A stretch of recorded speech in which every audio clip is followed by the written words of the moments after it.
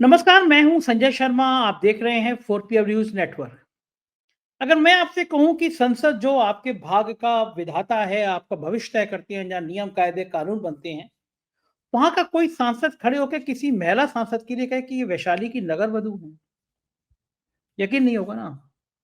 लेकिन एक सांसद है जिन पे फर्जी डिग्री के लिए लेके लोग उनको फर्जी डिग्रीधारी कहते हैं, फर्जी दुबे जी कहते हैं, निशिकांत दुबे जी। उन्होंने इस तरह के अभद्र टिप्पणियां हाउस के अंदर करी, पत्रकार रोनी सिंह तेज तर्रार उनके ऊपर करी और बाकी महिलाओं के लिए भी करी। भाई की जवान इतनी तेज चलती है कि अब वो सुप्रीम कोर्ट के जस्टिस से कह दिया साहब ये गृह युद्ध कराना चाहते हैं। मतलब हमारे यहाँ कहा जाता है गरीब की जोरू सबकी भौजाई, मतलब जो कमजोर महिला होगा उस पर कोई भी कमेंट कर देगा। तो सांसद जी ने सोचा कि सुप्रीम कोर्ट के चीफ जस्टिस भी क्या है, थोड़ा सा कमेंट कर दो, वक्त वो वाले फैसले पे डर जाएंगे कि अरे साहब जनता के भक्त जो हैं वो आज हमें घरे आ रहे हैं। पहले भी एक चीफ जस्टिस को धमकाई चुके थे, एक महिला उत्पीड़न की शिकायत करा दी थी, चीफ जस्टिस के पसीने आ गए, मनचाहे फैसले लिए और चीफ जस्टिस साहब राज्यसभा के सदस्य बन गए। इस बार मामला उल्टा पड़ गया। देश की जनता ने कहा कि कैसी मूर्खतापूर्ण बात कर रहा है ये एमपी, इसके अंदर दिमाग है या नहीं। मानसिक विक्षिप्त तो ये अपने आचरण से कर ही चुका है, कारपोरेट का दलाल रह चुका है। ऐसी बातें सोशल मीडिया पे इसके लिए कही जाती है, लेकिन अब क्या कर रहा है ये? अब ऐसी ऐसी बातें कर रहा है, सुप्रीम कोर्ट के चीफ जस्टिस को कह रहा है। जब हल्ला मचा तो जेपी नड्डा ने कह दिया भाई हमारा निशिकांत दुबे के बयान से कोई मतलब नहीं है। अरे भैया मतलब नहीं है तो बाहर निकालो ना पार्टी को, पार्टी से बाहर का रास्ता दिखाओ ना इस मानसिक कम अकल सांसद को। आप चीफ जस्टिस के लिए ऐसी बातें कह देंगे, यानी आप भड़का देंगे। और क्या ये जानबूझ के की गई बातें थी या फिर ये जानबूझ के प्लानिंग थी या अचानक कही गई थी? क्योंकि यहाँ प्लानिंग भी की जाती है। प्लानिंग के तहत ही देश में एक ही दिन एक ही समय में गणेश जी दूध पी लिया करते हैं। तो यहाँ थर्मामीटर डाल के समाज का तापमान दिया जाता है। तापमान बढ़ गया तो किनारा कर लो, वरना खेल करो, वरना हड़का लो। मैंने राजीव रंजन नागपुर पे जाके, नागपुर के वरिष्ठ पत्रकार, मैंने उनसे पूछा कि ये टेम्परेचर था, संघ मुख्यालय के बड़े करीब सूत्र रहते हैं उनके, मैंने कहा जरा मालूम करिए कि है क्या, कैसे कोई सांसद ऐसी बात कर सकता है। और इन दिनों में अबू धाबी में और दुबई में था। अबू धाबी और में एक फिल्म फेस्टिवल था और दुबई में बड़ा मुशायरा था, तो मैं उसमें स्पेशल गेस्ट था। तो मुझे लगा कि भारत के मुसलमान भी यहाँ बहुत रहते हैं। प्रधानमंत्री कह रहे थे कि मुसलमान पिंचर जोड़ते हैं। तो मैं कहा जरा मालूम करूँ कि यहाँ के दुबई के मुसलमान कितने पिंचर जोड़ते हैं। मैं जब उनको देखने गया पिंचर जोड़ने वाली आरती खाला, तो मुझे ही शर्म आ गई कि मतलब क्या बताऊँ, किसी के पास 10 करोड़ की गाड़ी है, किसी के पास 20 करोड़ की गाड़ी। फिर सोशल मीडिया पे भारत के मुसलमानों की भी पोस्ट आई कि भैया एक बड़ा एग्जाम हुआ, टॉपर एक मुसलमान लड़का, और जो मुस्लिम पढ़ लिख के समाज में आगे आगे उन्होंने कहा कि देखो ये हमारी डिग्री, हमारी नौकरी, ये पिंचर जोड़ जोड़ के बनी है। ऐसा खराब बयान, मतलब कमाल कर रहा है प्राइम मिनिस्टर देश का। मुसलमान तुम्हारी डिग्री, तुम्हारी भैंस खोल के ले जाएंगे, तुम्हारे गहने ले जाएंगे, मुसलमान तुम्हारा हक छीन लेंगे, यानी क्या क्या बात है। और अबू धाबी की मस्जिद में बड़ा सा मोदी जी का फोटो लगा हुआ है, मस्जिद घूमते हुए। यानी अबू धाबी की मस्जिद की तारीफ करेंगे और भारत की मस्जिदों के नीचे घुस घुस के मंदिर ढूंढेंगे। मैंने राजीव रंजन से इन तमाम मुद्दों पर बातचीत की है, बहुत शानदार बातचीत है। सीधे लेके चलता हूँ राजीव रंजन के पास, बातचीत पूरी सुनिएगा और फिर चैनल को सब्सक्राइब और ज्वाइन भी करिएगा। चलते हैं राजीव रंजन के पास। राजीव भाई, हम लोगों के यहाँ एक कहावत कही जाती है, गरीब की जोरू सबकी भौजाई। यानी जो कमजोर होता है उस पे कोई भी मजाक कर सकता है, उस पे कोई भी खिलवाड़ कर सकता है। लेकिन हिंदुस्तान में तो गजब सीन हो गया है। जितनी संवैधानिक संस्थाएं हैं, भारतीय जनता पार्टी के नेताओं ने तो उनको भौजाई समझ लिया। कोई कोई कितनी मजाक कर ले, कोई कितनी टिप्पणी कर ले। हमारे उपराष्ट्रपति जो मोदी जी के सामने हाथ जोड़े जोड़े गिड़गिड़ाते रहते हैं, वो बड़े खफा हो गए कि साफ सुप्रीम कोर्ट ने राष्ट्रपति के लिए कैसे कह दी कि राष्ट्रपति को अध्यादेश पास करना। तो भारतीय जनता पार्टी के एक सांसद, जिनके बारे में आमतौर पर उनकी डिग्री को लेकर सवाल खड़े किए जाते रहते हैं, फर्जी फर्जी डिग्री मास्टर, ऐसे लोग कहते हैं, सोशल मीडिया पे कहते हैं। कारपोरेट जगत के वो बड़े चहेते रहे हैं, अंबानी जी के यहाँ बड़ी, अडानी जी के यहाँ बड़ी दरबारगिरी करते रहे हैं।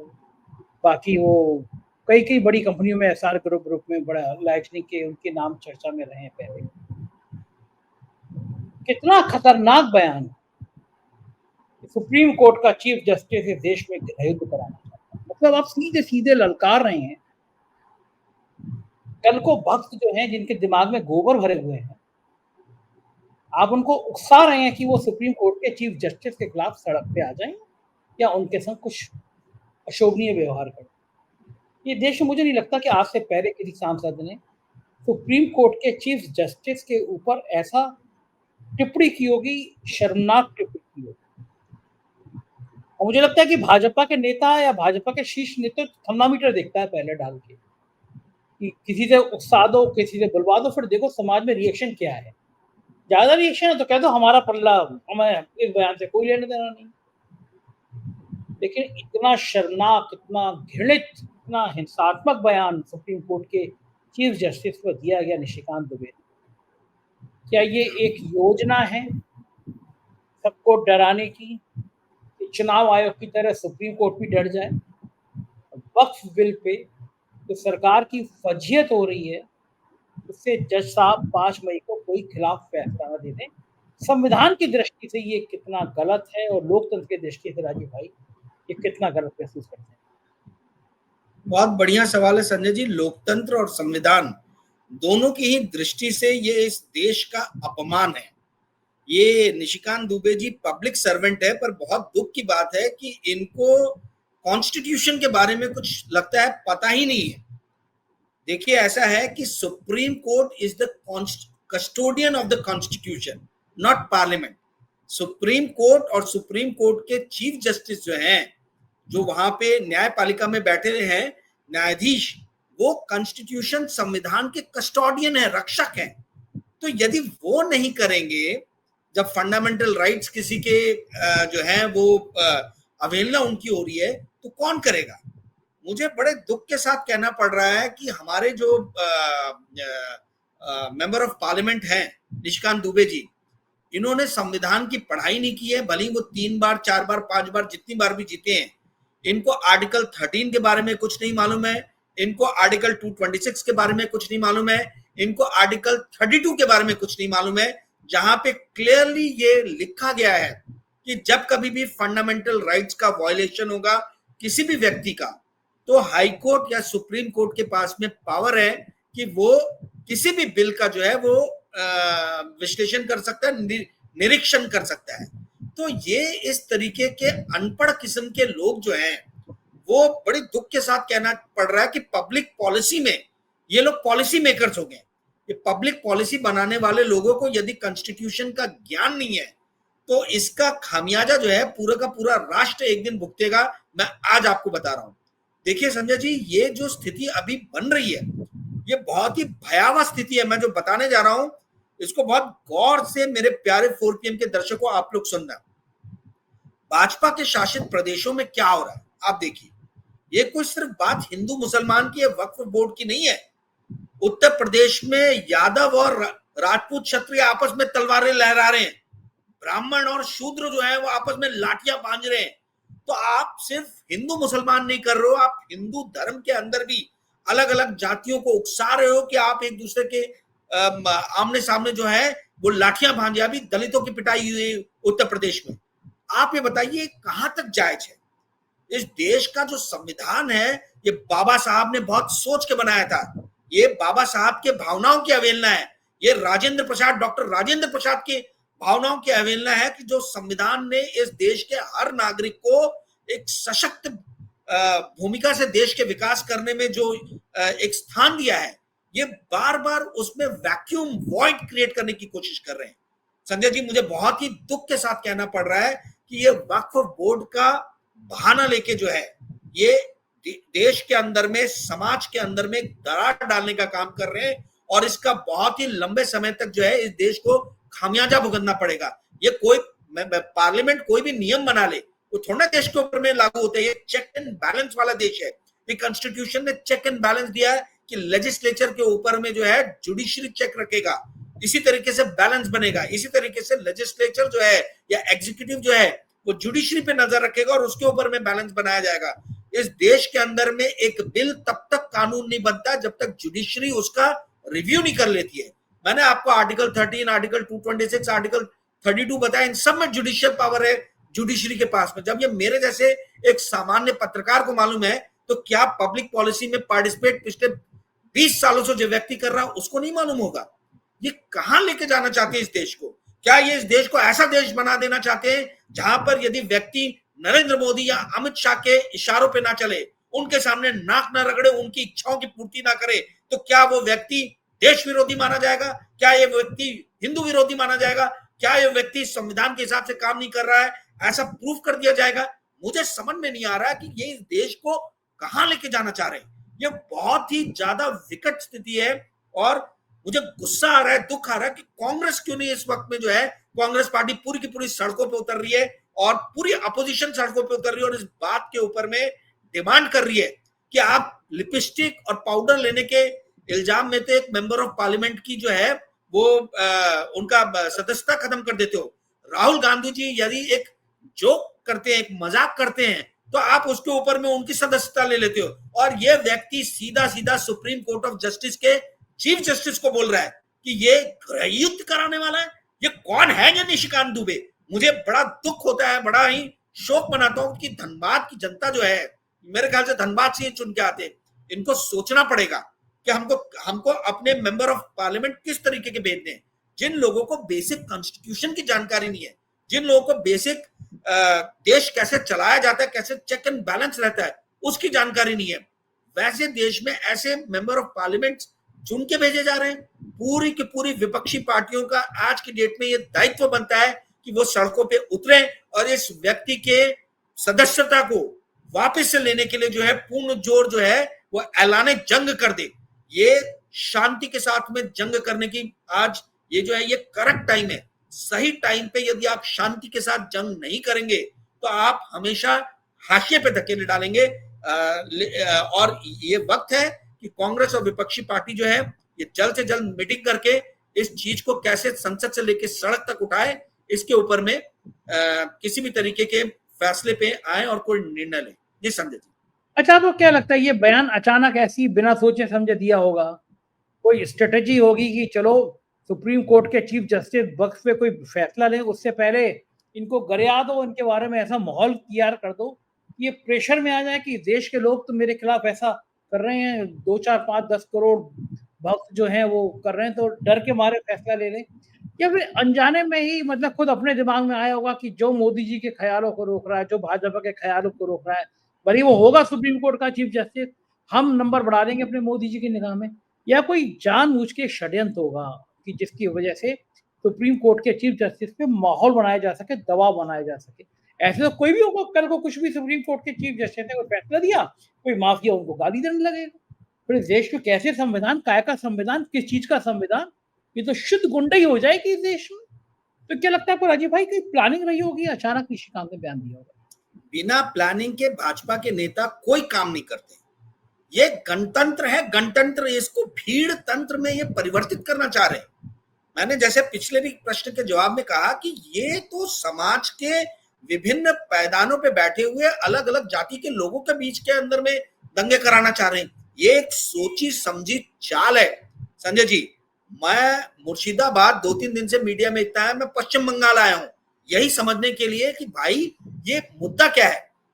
नागपुर के अंदर में दंगे होते हैं, मीडिया कवर नहीं करता है उसको तरीके से और ये नहीं बोलता है कि ये देवा भाऊ यानी देवेंद्र फडणवीस जी की सरकार की असफलता है, इंटेलिजेंस का फेलियर है कि इतना बड़ा जो है दंगा हो गया नागपुर के अंदर में। वो शहर जो इतने सालों से शांति के आगोश में सो रहा था, वही आप मीडिया को देखिए जो अभी मुर्शिदाबाद में हो रहा है। मैंने आके संजय जी यहाँ पता किया, यहाँ ऐसी स्थिति हो गई है कि हिंदू लोग जो हैं वो मस्जिदों के बाहर पहरा दे रहे हैं कि कोई मस्जिद के ऊपर में हिंदू अटैक करने ना आए, और मुसलमान जो है वो मंदिरों के बाहर पहरा दे रहे हैं कि कोई मुसलमान मंदिरों पे हमला करने नहीं आए। परंतु ये कोई नेशनल मीडिया दिखा नहीं रहा है। ये क्यों नहीं दिखा रहा है? ये एक सोची समझे हुए बहुत बड़े कैनवास का छोटा सा हिस्सा है। ये इस तरीके से देखिए इमेज बनाया जा रहा है, एक इस तरीके से माहौल बनाया जा रहा है कि पूरा देश पोलराइज्ड हो जाए। मैंने पहले भी इंटरव्यूज में आपको बताया था कि मुझे पूर्ण हद तक शक है कि 2026 में ये जनरल इलेक्शन कॉल करेंगे, और ये लोकसभा के जनरल इलेक्शन को कॉल करने के पहले जो है 1 साल पहले से तैयारी शुरू हो गई है, पूरे समाज को पोलराइज करने का कोशिश किया जा रहा है, और जो भी न्यायपालिका से इसमें अड़चन डालेगा, उसको ये लोग जो है दिग्भ्रमित, पूरे देश के सामने जो है दिग्भ्रमित पूरे देश को करने का प्रयास करेंगे कि यही व्यक्ति जो है, इस व्यक्ति के कारण अशांति फैल रही है। मतलब आप अमित शाह और नरेंद्र मोदी और भारतीय जनता पार्टी के हाँ में हाँ मिलाओ, तभी आप एक सच्चे और सही नागरिक हो। अन्यथा यदि आप इनके सामने अपनी नाक नहीं रगड़ेंगे, तो भैया इनके हाँ में हाँ नहीं मिलाएंगे, तो आप जो है वो आप देश विरोधी कहलाएंगे। और यही कारण है जो संजीव खन्ना जैसे व्यक्ति के ऊपर में आदमी उंगली उठा रहा है, उस व्यक्ति ने अपने व्यक्तित्व का कभी विश्लेषण किया है कि वो किस तरीके का व्यक्ति है? कॉर्पोरेट जगत में रह के आपने जिंदगी भर लाइजनिंग किया, आज आपको जनता ने इतना प्यार दिया कि 3 बार 4 बार आपको मेंबर ऑफ पार्लियामेंट बनाया। आपका फर्ज क्या बनता था? आपका फर्ज ये बनता था कि जिस जनता ने आपको इतना प्यार दिया है, उस जनता का आप टेक केयर करें, उस जनता को आप उतना ही प्यार वापस करें। परंतु क्या कर रहे हैं निशिकांत दुबे जी? और निशिकांत दुबे जी अकेले ऑपरेट नहीं कर रहे, ये एक बहुत ही सोची समझी रणनीति का एक अंग है कि जब ये दिखाया जा रहा है जहां पे कि यदि भारतीय जनता पार्टी के लीडर्स चीफ जस्टिस को टारगेट कर सकते हैं, यदि चीफ जस्टिस उनके किसी काम में अड़चन डालने का या उसका निरीक्षण का या विश्लेषण करने का प्रयास करे, तो आपके और मेरे जैसे लोगों की कोई हैसियत, कोई औकात नहीं है। यही दिखाने का प्रयास किया जा रहा है कि भैया जब इस देश के अंदर में सुप्रीम कोर्ट का चीफ जस्टिस जो है वो हमारे प्रहारों से जो है उसको मतलब वो हमारे प्रहारों को झेल रहा है, तो आपके जैसे आम नागरिकों की कोई हैसियत, कोई औकात नहीं है। तो ये बड़े स्ट्रैटेजी का एक छोटा पार्ट है, और मुझे जहां तक लग रहा है कि पूरे के पूरे देश को पोलराइज करने की कोशिश की जा रही है। मैं आज 4 PM के माध्यम से सारे प्यारे 4 PM के दर्शकों को बताना चाहता हूं कि जैसे मुर्शिदाबाद में अभी हिंदू और मुसलमान अपनी एकता जो है वो प्रदर्शित कर रहे हैं, जो नेशनल मीडिया में नहीं दिखाया जा रहा है, वैसी एकता आप लोग पूरे देश में दिखाएं। पोलराइज ना हो, एक दूसरे पे अटैक ना करें, एक दूसरे के बारे में किसी भी तरीके का अपशब्द या बुरी भावना से किसी भी तरीके की कोई हरकत ना करें। ये बहुत जरूरी है संजय जी, ये पोलराइजेशन को रोकना बहुत जरूरी है। ये इस समय की डिमांड है, इस समय की मांग है। और एक मैं आपको ट्रेंड बताता हूं जो देख के मैं खुद अचंभित हूं। मोहन जी भागवत ने एक बहुत अच्छी बात बोली थी कुछ महीने पहले, कुछ हफ्ते पहले, जिसके बाद में पूरे भारतीय जनता पार्टी के नेता जो है और जो ये मोदी मीडिया है वो मोहन जी भागवत के ऊपर में अटैक करने लग गया। जब उन्होंने कहा कि भैया हर मस्जिद को ऐसे खोद खोद के मंदिर निकालोगे तो इसमें देश भटक जाएगा, ये गलत चीज है, ये नहीं होना चाहिए। तो पहले माना जाता था कि आरएसएस जो है वो बहुत ही ज्यादा राइट विंग है, वो एक्सट्रीमिस्ट है, पर अब तो मैं देख रहा हूं कि उल्टा ही हो रहा है। आरएसएस का हेड सुप्रीमो यदि समाज के अंदर में तनाव कम करने की बात कर रहा है, तो ये भारतीय जनता पार्टी के लीडर जो है ये उसको अलगाव की स्थिति में ले जा रहे हैं, उसी को अलग थलग करने की कोशिश कर रहे हैं। तो अब उल्टा ये हो गया, पहले जहां आरएसएस राइट विंग बहुत ज्यादा माना जाता था, वो अब कोई मध्य की भूमिका निभा रहा है, सेंट्रल भूमिका निभा रहा है। और बीजेपी के अंदर जो बैठे हुए लीडर्स हैं, चाहे निशिकांत दुबे हो, चाहे योगी आदित्यनाथ हो, ये एकदम से राइट विंगर हो गए, एक्सट्रीमिस्ट हो गए। तो ये कैसे पोजीशन चेंज हुआ है, ये अपने आप में सोशियोलॉजी, साइकोलॉजी का अध्ययन करने वाले, राजनीतिक शास्त्र का अध्ययन करने वाले विद्वानों के लिए ये ट्रेंड को ऑब्जर्व करना और इसके ऊपर में लेखन लिखना बहुत अत्यंत आवश्यक है। जी संजय जी। बिल्कुल ठीक है ना राजीव भाई। और इन सांसद महोदय की तो बलिहारी है। एक दिन हाउस में जब महुआ मोत्रा सिंह का बहुत खटपट चल रहा था, तो वो वैशाली की नगर वधु इतना अशोभनीय, इतना अश्लील कमेंट एक महिलाओं के लिए भी ये सांसद महोदय कर चुकी हैं। इनकी जवान पे कंट्रोल नहीं है, कुछ भी बोलना है, बस चाहे महिला हो, चाहे सुप्रीम कोर्ट के चीफ जस्टिस है, इनको बोलना है। हमारे यहाँ लखनऊ के अमिताभ ठाकुर हैं, रिटायर्ड जवरिया रिटायर्ड आईजी जो हैं, उन्होंने क्रिमिनल मुकदमा भी रिट दायर की है सुप्रीम कोर्ट में कि इन पे आपराधिक मुकदमा मानहानि का चलाया जाना चाहिए। आपने कही संविधान की, कानून की बात, मोदी जी ने भी एक कानून बनाया कि भाई 75 साल की उम्र पूरी होगी और आप मार्गदर्शक मंडल में चले जाएंगे। उन्होंने लाल कृष्ण आडवाणी, मुरली मनोहर जोशी को ऐसे ठिकाने लगा दिया। अब अप्रैल चल रहा है, मई, जून, जुलाई, अगस्त, सितंबर, 5 महीने उसी कानून के दायरे में खुद मोदी जी भी आ जाएंगे 75 साल में। सितंबर में शायद 75 साल के हो जाएंगे। तो कहा जाता है कि जब दूसरों के लिए गड्ढा खोदते हो तो एक दिन खुद उस गड्ढे में गिर जाते हो। तो गड्ढा तो खोदा गया था आडवाणी जी को और जोशी को ठिकाने लगाने के लिए। लग भी गए बेचारे, बर्फ की सिल्ली में लग गए। सालों से कोई पूछता नहीं है उनको। बस उनके जन्मदिन पे मोदी जी हैप्पी बर्थडे कहने जाते हैं, फोटो खिंचाते हैं, चले जाते हैं।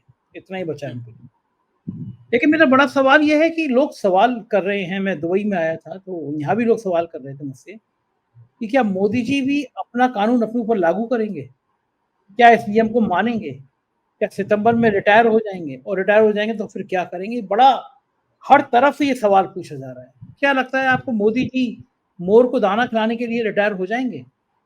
खाली मतलब आप भी, हमारे यहाँ वानप्रस्थ जीवन होता है कि आप आराम से भगवान का ध्यान करिए, अध्ययन करिए, आराम से टहलिए, मोर को दाना खिलाइए, सो जाइए। क्या लगता है मोदी जी कर लेंगे ऐसा? देखिए, ये इस बात पे निर्भर करता है कि राष्ट्रीय स्वयंसेवक संघ कितने जोर से अपना चाबुक चलाता है, और ये कुछ दिनों में अभी सामने आ भी जाएगा कि नेशनल प्रेसिडेंट कौन बनने वाला है।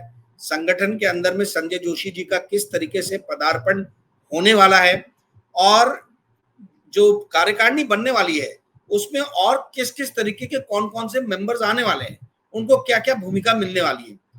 देखिए, इस बात को तो स्पष्ट कर दिया गया है नरेंद्र मोदी को कि भाई आपके अब जाने का समय आ गया है, क्योंकि आरएसएस का अपना खुद का एक सर्वेक्षण है जो किया उन्होंने ये ऑब्जर्व किया कि लोकसभा के इलेक्शन में नरेंद्र मोदी ने महाराष्ट्र और हरियाणा में पूर्ण जोर जो है रैलियां की थी, और रैलियों करने का नतीजा ये था कि पूरी तरीके से हार इन दोनों राज्यों में भारतीय जनता पार्टी को मिली। वहीं विधानसभा के चुनाव में नरेंद्र मोदी को राष्ट्रीय स्वयंसेवक संघ ने कहा कि आप पीछे हटिए, आप पीछे पीछे रहिए, आप फेस मत बनिए।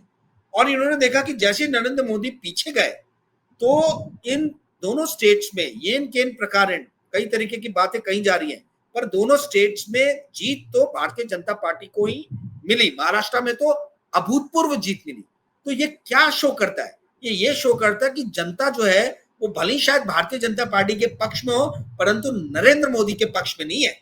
और मैं ताज्जुब कर रहा हूं कि अभी तक किसी पॉलिटिकल एनालिस्ट ने या पॉलिटिकल जर्नलिस्ट ने इस बात को क्यों नहीं समझा, इस पे क्यों नहीं बोला या क्यों नहीं लिखा है। ये साफ साफ इंगित कर रहा है कि नरेंद्र मोदी की जो आज से 5 साल पहले या 10 साल पहले जो पार्टी के अंदर में पकड़ होती थी और जनता के ऊपर में जो उनका जादू चलता था, वो जादू अब वैसा जादू रहा नहीं है, वो कमजोर होते जा रहे हैं। तो कभी भी कमजोर होता व्यक्ति विश्व की सबसे बड़ी राजनीतिक पार्टी का सुप्रीमो नहीं बन सकता, उसके द्वारा चुन के प्रधानमंत्री नहीं बन सकता। अब सवाल यह है कि यदि नरेंद्र मोदी प्रधानमंत्री नहीं रहेंगे तो प्रधानमंत्री कौन बनेगा? और उसी की कवायद में हम कुछ दिनों से देख रहे हैं कि मैसिव लेवल पे देश में पोलराइजेशन हो रहा है हर स्टेट्स में। ये जो पोलराइजेशन हो रहा है, चाहे महाराष्ट्र में नागपुर हो, चाहे आपके उत्तर प्रदेश में हो, चाहे वेस्ट बंगाल में हो, ये या असम में हो, ये सारे पोलराइजेशन जो हो रहे हैं वो इसी बात को लेके हो रहे हैं कि कौन कितना बड़ा हिंदू हृदय सम्राट है, इसको जो है वो राष्ट्रीय स्वयंसेवक संघ के सामने प्रस्तुत कर सके। जबकि ये लोग इस बात को नहीं पकड़ रहे कि राष्ट्रीय स्वयंसेवक संघ बार बार उसके लीडर जो बड़े पदों पे आसीन है, वो लोग बार बार बोल रहे हैं कि भाई देश का माहौल खराब मत करो, आप बीच का कोई रास्ता निकालो, मस्जिदों को मत खोदो, हो गया एक अयोध्या मंदिर बन गया, अब उसी चीज को आप ज्यादा फैलाओ मत, क्योंकि समझ में आ रहा है कि देश का विकास जो है उसमें हम बहुत ज्यादा पिछड़ रहे हैं संजय जी। जब पूरा वर्ल्ड ट्रेड टैरिफ और ट्रम्प टैरिफ और ट्रेड बैरियर्स पे बात कर रहा है, उस वक्त पे हम ये बात कर रहे हैं कि दलित इस देश में कैसे पीटे जा रहे हैं। इस देश के सुप्रीम कोर्ट का चीफ जस्टिस जो है इस देश में होने वाले हर दंगे का कारण है। इस देश में इस देश के सबसे बड़े सूबे में यादव और राजपूत आपस में तलवार भांजने का काम कर रहे हैं, समाज में विघटन की बातें हो रही है। जिस टाइम में इकोनॉमिक पॉलिसीज पे चर्चा होनी चाहिए, जिस टाइम में एम्प्लॉयमेंट पर चर्चा होनी चाहिए, जिस टाइम में हम कैसे भारत चाइना के अगेंस्ट में एक सशक्त विकल्प के रूप में खड़ा हो, उस पर बात होनी चाहिए, उस वक्त में हम कैसी फालतू की फर्जी बातों में, फर्जी बहस में जो है उलझ गए। ये इस देश के लीडर्स का, पॉलिसी मेकर्स का वैचारिक दिवालियापन भी शो करता है, उनके चारित्रिक ह्रास को भी शो करता है, उनके नैतिकता के पतन को भी शो करता है, और उनके, आप ये समझ लीजिए कि उनकी जो जिम्मेदारियां उनको दी गई हैं, उन जिम्मेदारियों से दूर भागने का भी जो है ये एक तरीके से प्रयास है। संजय जी, आपने कहा कि ये इस्तीफा देंगे कि नहीं देंगे, मैं पहले भी कह चुका हूं, मेरा आज भी मानना है कि जिस दिन इनको राष्ट्रीय स्वयंसेवक संघ बोलेगा नरेंद्र मोदी को, उस दिन नरेंद्र मोदी इस्तीफा दे देंगे, क्योंकि नरेंद्र मोदी कभी भी इतनी कमजोर भूमिका में नहीं थे। जब भी वो गुजरात में आए फुल मेजोरिटी के साथ चुन के आए, जब भी वो लोकसभा में 2 बार चुन के आए फुल मेजोरिटी के साथ में चुन के आए, तीसरी बार उनके पास में 32 सीटें कम है। आज भी 50 से 60 member of parliament totally RSS के कमांड में है। जी संजय जी, बिल्कुल ठीक कह रहे हो। मैं तो बड़ा वो था कि मैं इधर आया था यूएई में, अबू धाबी में, और एक फिल्म फेस्टिवल था और दुबई मुशायरा था, दोनों जगह मुझे स्पेशल गेस्ट बनाया गया। तो मैं सोच के आया कि प्रधानमंत्री कहते हैं कि मुसलमान पिंचर जोड़ते हैं, तो फिर मैंने देखा कि यहाँ पे जो इंडियन मुसलमान आए होंगे सब पिंचर जोड़ रहे होंगे। तो मैंने अबू धाबी के भी वही मुसलमान देखे और जाके बात करी, और मैंने दुबई के भी मुसलमान देखे। तो मुझे तो उसमें से पिंचर जोड़ने वाले क्या, मुझे तो ऐसे लगे कि वो तो ये मतलब क्या कहूँ, मतलब शब्द कम पड़ जाएंगे। लैंड क्रूजर और कौन कौन सी गाड़ियां, किसी पे 10 करोड़ की गाड़ी, किसी पे 20 करोड़ की गाड़ी है, भारतीय मुसलमान तो पिंचर तो जोड़ नहीं रहे भैया। और आज वो सोशल मीडिया पे देख रहा था, भारत में भी कई सारे एग्जाम्स के लोग डाल रहे थे कि एग्जाम में टॉप किया, वो भी पिंचर जोड़ने वाला मतलब मुसलमान ही है। फिर मुसलमानों ने भी कहा कि हम उनको बता दें, फिर उन्होंने अपनी अपनी प्रोफाइल डाली कि हम पिंचर जोड़ते जोड़ते यहाँ तक आ गए। कैसा कैसा बयान देता है देश का प्रधानमंत्री। मुसलमान मंगलसूत्र छीन के ले जाएंगे, मुसलमान भैंस खोल के ले जाएंगे, मुसलमान तुम्हारा सामान छीनेंगे। और अबू धाबी की मस्जिद में मैं गया, वहां पे मोदी जी का फोटो मस्जिद में, मतलब तुम्हें यूए की मस्जिद बहुत अच्छी लगेंगी और भारत की मस्जिदों के नीचे मंदिर ढूंढोगे। कभी सोचा था कि कभी 2014 में जो डेवलपमेंट की बात करते थे वो ये। आखिरी सवाल मेरा ये कि इतना इस तरह के घेरे बयान के पीछे मानसिकता क्या रहती होगी? मानसिकता नहीं है, बहुत शातिर आदमी है। आप देखिए, यहाँ पे वक्फ के अगेंस्ट में बिल पास किया और वहां सऊदी अरेबिया चले गए कि वहां से सऊदी अरेबिया से कहीं प्रेशर ना आए, ठीक है, तेल जो है हमको मिलना जो है महंगे मिलने चालू ना हो जाए, तो वहां पटाने के लिए चले गए। यहाँ नुपुर शर्मा बयान देती है, वो उनको उभरता हुआ लीडर बताया जाता है भारत के अंदर में, और जैसे ही गल्फ से उंगलियां आती हैं तो एकदम उनको नुपुर शर्मा को ऐसे साइडलाइन किया जाता है कि आज तक वो मेन स्ट्रीम में नहीं आ पाई है। तो ये शातिरता, ये कुटिलता का परिचायक है। ये मानसिकता तो देखिए देखिए वैचारिक रूप से तो दिवाली है ही, ये तो मैं बता ही चुका हूं आपको। परंतु ये जो शालीनता, जो शब्दों की जो शालीनता रहती है, एक पद की जो मर्यादा रहती है, एक गरिमा रहती है, उसको तो ये बहुत पहले तिलांजलि दे चुके हैं।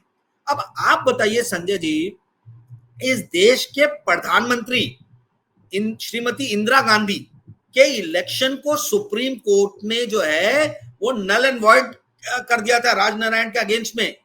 तो क्या उस टाइम में कांग्रेस के लीडर्स ने बोला था कि ये सुप्रीम कोर्ट जितनी भी है ये देशद्रोही है और ये दंगे कराने वाली और ये सब है? इनको तो कांग्रेस से सीखना चाहिए, भारतीय जनता पार्टी को सीखना चाहिए कि शालीनता, पद की गंभीरता, पद की मर्यादा क्या होती है। अटल बिहारी वाजपेयी एक स्टेट्समैन थे, पर वो अटल बिहारी वाजपेयी वाली भारतीय जनता पार्टी अब ये भारतीय जनता पार्टी नहीं हुई है। इसमें सारे रोग एलिमेंट्स आ गए। इसमें जो है रोग एलिमेंट जो है वो काफी जो है मतलब आज की डेट में बड़ी बड़ी पदों पे बैठे हुए। आपको मालूम है संजय जी, क्या ये जो जेपी नड्डा जी जो है, जेपी नड्डा जी की शादी मुरली मनोहर जोशी जी ने करवाई है, जो मध्य प्रदेश की जो गृह मंत्री थी बनर्जी, जयश्री बनर्जी, उनकी बेटी से शादी कराने वाले जो है ये मुरली मनोहर जोशी थे। यही जेपी नड्डा जी, मोदी जी, इन लोगों ने आते से सबसे पहले लाल कृष्ण आडवाणी और मुरली मनोहर जोशी जी को हाशिए पे जो है पहुंचा दिया। तो आप समझ सकते हैं कि इस पार्टी के अंदर में क्या चल रहा है। पार्टी जो है वो कैसे वैचारिक शून्यता में तैर रही है। और मैं बलहारी जाऊं इस देश की जनता को, जो जिसने मतलब तीसरी बार भी ये सोचते समझते हुए इनको मौका दे दिया। तो अब ये उपयुक्त समय है कि लोग, जनता चेते, जागे और सोच समझ के जो है अपने मतों का प्रयोग करें। पूरा का पूरा प्रयास हो रहा है इस देश की जनता को पोलराइज करने का। इस देश में यदि पोलराइजेशन नहीं हुआ तो भारतीय जनता पार्टी का वो हश्र होगा कि आगे आने वाले 20 साल तक आपको ये पार्टी कहीं भी केंद्र की सत्ता में नजर नहीं आएगी। परंतु ये सब डिपेंड करता है बुद्धिजीवी वर्ग के ऊपर में कि आप आम जनता के बीच में इस संदेश को किस तरीके से जो है वो फैलाते हैं, प्रचार और प्रसार किस तरीके से करते हैं। जी संजय जी। बिल्कुल ठीक बात है राजीव भाई। अंधेर नगरी चौपट राजा, टका सिर भाजी टका सिर खाजा। बहुत बहुत शुक्रिया राजीव भाई, आपने बढ़िया बढ़िया बातें करते हो, आप एनर्जी आ जाती है। Thank you. ये थे राजीव रंजन, और मुझे उम्मीद है कि बातचीत आपको अच्छी लगी होगी, लेकिन मैं तब मानूंगा जब आपका प्यार भरा कमेंट बातचीत पे आ जाएगा। बताइएगा जरूर। शुक्रिया। Thank you.